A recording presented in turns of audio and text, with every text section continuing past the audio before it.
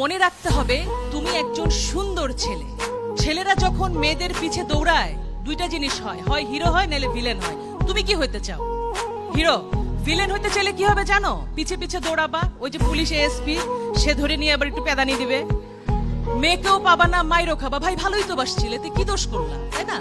তার মানে দোষটা কোথায়? The way. তুমি রাস্তায় দাঁড়িয়ে শীষ বাজাবা, তুমি ভদ্র হয়ে দাঁড়াও, তুমি তাকায় দেখো, মেয়েটাকে তাকায় না দেখলে মেয়েটা কিন্তু হার্ট অ্যাটাক করে মরে যাবে, যে তাকাই না ছেলেটা আমার দিকে, ঘটনা কি? কিন্তু সেই দৃষ্টি থাকবে সৌজন্যমূলক, সুন্দর।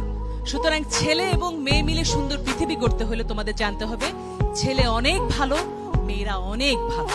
সুতরাং দুজন মিলে একটা সুন্দর পৃথিবী হবে। নিজের শরীরকে যত্ন নিতে হবে দুটি কারণে: নিজে সুস্থ হয়ে গড়ে ওঠা, নিজের যত্ন নেবে, তাহলে কি হবে, অনাগত যে বাচ্চাটা আসবে সেটাকে মনে রাখতে হবে একটা মেয়ের পেটে একটা বাচ্চা মানে সে মেয়েটি মা